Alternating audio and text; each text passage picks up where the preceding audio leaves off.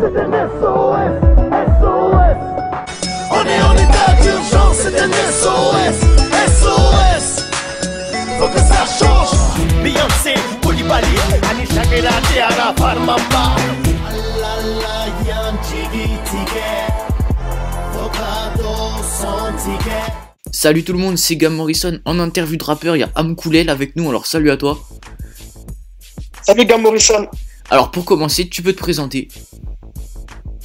Je m'appelle Amkoulel, rappeur malien, opérateur culturel. Je sais pas quoi dire, j'ai plusieurs casquettes. Mais d'une manière générale, on va dire que je suis un peu de la old school lorsque le hip-hop, ça représentait surtout un combat social, le message avant le bling-bling et les filles. Donc c'est plutôt dans ce côté hip-hop conscient que je suis, même si j'aime bien le gangster rap aussi. Mais bon, dans ma création, dans mon écriture, c'est plus le côté social que j'essaie de plus ou moins mettre en avant. Je suis également producteur et opérateur culturel. Ok, d'accord. Alors pour commencer, que veut dire Amkoulel exactement? Amkoulel vient de l'œuvre de Amadou Hampâté-Bâ, qui fut un écrivain, sociologue, historien malien. Donc Amkoulel, c'est un nom qui vient du Peul, de l'ethnie Peul des bergers. Et Amkoulel, c'est pour dire le petit Poulel. Petit Poulel veut dire le petit Peul. Amkoulel, comme je suis l'enfant Peul. Et depuis que je suis aux États-Unis, vu que les Américains, ils n'arrivent pas à dire Amkoulel, donc j'ai rajouté Easy, qui vient de Isiaka. Donc Easy Ba, Ba c'est mon last name, mon nom de famille. Donc Easy Ba, a.k.a. Amkoulel. Donc voilà. Ok, ouais, la d'accord. version 2016 de mon nom. Ok, d'accord. Alors déjà, il y a de ça 3 ans maintenant, 2 ans, en 2013, t'avais fait un passage au Petit Journal en France sur Canal+, où même le présentateur t'avait un peu charrié sur ton nom. Alors comment est-ce que t'as réagi un peu quand il a parlé de ça justement? Bon, tu sais, ça arrive. Maintenant, parfois, c'est le temps de l'émission. Il y a des émissions où les gens ils te charrient un peu, comme la méthode Coé ou d'autres émissions un peu moins sympas. Donc, je pense que le Petit Journal, c'est un peu le style, tu vois. C'est quelque chose que je regarde même quand je suis au Bled, au Mali ou ailleurs. Donc, je m'y attendais un peu et puis au moins, il m'a donné l'opportunité de dire, il m'a donné la parole. Donc, c'est ça qui est surtout important. Maintenant, après, chacun a son style ou a sa manière de vendre son programme ou son concept, quoi. Ouais, c'est sûr. Alors justement, toujours une question un peu dans le même rapport. Alors est-ce que tu penses justement que les médias ne prennent pas le rap ou le hip-hop au sérieux? Il y a beaucoup de médias qui ne prennent pas le hip-hop au sérieux, mais il y a des médias spécialisés vraiment qui prennent le temps de poser les vraies questions. Et en même temps, on peut comprendre pourquoi certains médias ne prennent pas le hip-hop au sérieux, parce qu'il y a certaines personnes qui ne rendent pas vraiment service, sans vouloir dire de non, mais bon, ça peut se comprendre, c'est légitime. C'est légitime. Maintenant, les vrais fans de hip-hop, les vrais connaisseurs quand ils voient ce qui est bon, ce qui n'est pas bon, quoi. Ouais, donc voilà.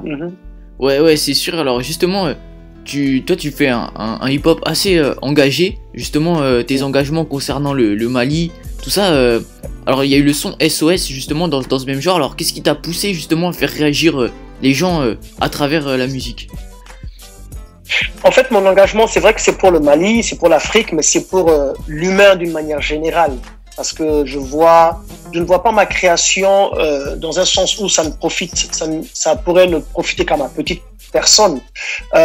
Ma création n'a de sens pour moi que lorsqu'elle sert à la communauté ou elle sert à d'autres et qu'elle permet à d'autres personnes de se dépasser, de s'améliorer, d'évoluer et d'apprendre le peu de petites choses que je connais à mon niveau, que je peux partager. Donc c'est pour ça que vu la situation que l'atmosphère, l'ambiance, ce qu'on pouvait sentir dans l'air, parce qu'on parle avec les gens, les petits frères du quartier, les grands frères du quartier, les mamans, les papas. Un jour, tu peux être avec le ministre ou avec le président. Le lendemain, tu es avec la vendeuse d'arachides dans le quartier. Donc, tu parles avec tout le monde. Donc, ça te permet de prendre un peu le pouls, l'atmosphère de la population, tu vois, ce qui se passe dans l'air. Et là, 8 mois avant qu'il y ait le coup d'État du mois de mars 2012 au Mali, 8 mois avant le coup d'État, j'ai écrit ce son et j'ai prévenu dans le son où j'ai dit qu'il y a trop de mensonges, trop de frustration et que le gouvernement fasse attention. s'il ne se méfie pas, s'il ne prend pas garde, qu'il ne soit pas surpris si un jour ça explose. Et 8 mois plus tard, il y a eu un coup d'État. Et quand il y a eu le coup d'État, j'ai fait le clip pour faire sortir et plein de gens m'ont dit « Oh, t'as été rapide, t'as écrit un son dès que les choses sont parties en couille au Mali. » J'ai dit « Non, j'ai écrit ce son il y a 8 mois à l'avance parce que ça se voyait que ça allait venir, qu'on allait droit dans le mur, trop de corruption, trop de mensonges, trop de frustration, les histoires dans le nord du pays et tout ça, ça va péter un jour. Donc du coup, tu écris, attention, ça va péter. » Et les gars, ils n'ont pas écouté. Au bout de 8 mois, ça a pété. Ouais, c'est sûr, ouais. Alors justement, toujours dans l'actualité un peu, il y a justement, oui, t'as fait des sons concernant le Mali, tout ça. Alors il y a eu les attentats en France qui ont fait le tour du monde. Et peu après, il s'est passé des événements au Mali, justement, qui ont fait beaucoup moins parler d'eux. Alors comment tu réagis à ce propos?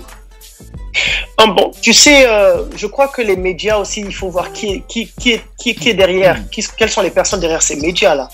C'est vrai que j'aurais aimé que Facebook mette une alerte également pour le Mali, pour d'autres pays partout où il y a la terreur ou des fous qui font des choses inacceptables. Maintenant, il y a d'autres paramètres qui malheureusement rentrent en ligne de compte qui ne sont pas liés aux facteurs, qui ne sont pas liés à l'humain. C'est plus lié à des facteurs de puissance économique, géopolitique ou etc. Donc quelque chose qui touche la France.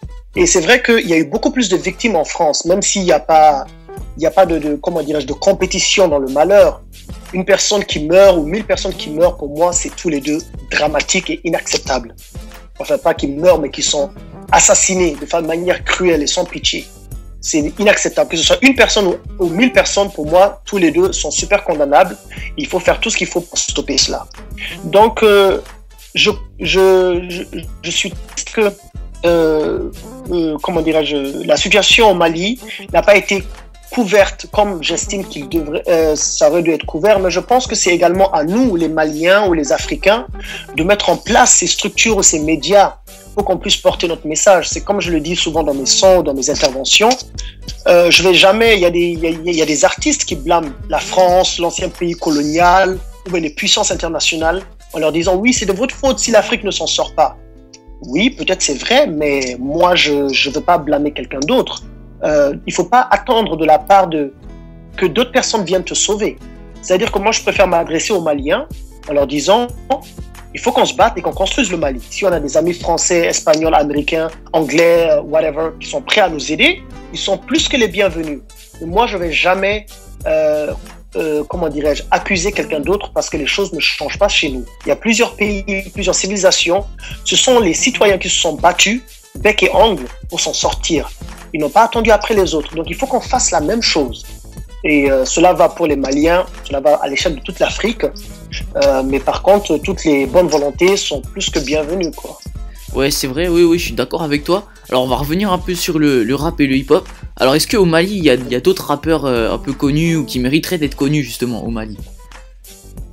Il y a un mouvement hip-hop très, très fort au Mali. Et la chance, beaucoup de rappeurs, dits rappeurs conscients, et ceux qui font du gangsta rap, tout ça. Et puis, au Mali, c'est assez ouvert. C'est-à-dire qu'il n'y a pas de grosse scission gangsta rap, de rap conscient, même si à un moment, ça avait commencé à partir un peu en couille parce que bon, c'est vrai qu'il y a des mots, des lyrics très très crus, tu vois, qui sont utilisés dans la culture hip-hop en France, aux US, mais au Mali c'est différent parce que la culture et puis les origines de ce mouvement hip-hop, les origines sont diverses, sont différentes. Donc du coup, tout ce qui est lié à la culture orale, c'est quelque chose de très très fort et de présent qui existe déjà traditionnellement au niveau du Mali. Donc, comme on dit dans la chanson, c'est ce que tu dis dans la chanson est super important. Donc il y a des choses qui sont pas très très permises dans la société, même si bon, on sait que les rappeurs c'est des rebelles, mais s'il faut être vulgaire juste pour être vulgaire et sans pour autant que cette vulgarité soit liée à un mal-être justifié, précis, s'il faut juste être vulgaire juste pour vendre, ça c'est autre chose, mais si il faut être agressif et cru, parce qu'il faut l'œuvre et le sujet que tu abordes demande cette approche dans la forme et dans le fond, là on peut le comprendre. Donc il y avait un moment où il y a certains rappeurs qui commençaient à juste insulter d'autres rappeurs qui avaient du blaze pour se faire un buzz, ou insulter, faire des insultes de père et de mère, ce qui dans la culture et l'éducation malienne ça passe, mais pas du tout. C'est un truc qui est super ouf de le faire, mais bon, tout le monde est libre de faire ce qu'il veut. Ouais, c'est sûr. Alors, au début de l'interview, tu as dit aussi que tu étais producteur. Alors, si tu veux parler aussi un peu de ce que tu fais. Au niveau de la production, j'ai créé le Festival international de Selengue, c'était en 2012. Ça a été un très bon succès, ça s'est très bien passé. Il y a des jeunes artistes également que j'ai encadrés, que j'ai produits, ça peut être, ça va de rappeurs à danseurs à comédiens. Et mais l'artiste que je produis principalement, c'est moi-même, puisque je suis en autoproduction. Et il y a des jeunes artistes dont je me suis occupé, notamment Young Kid, PUBG, Gafukis, le groupe de danse Dog Menji, qui ont fait quelques tournées en France maintenant, mais ils ont pris leur envol.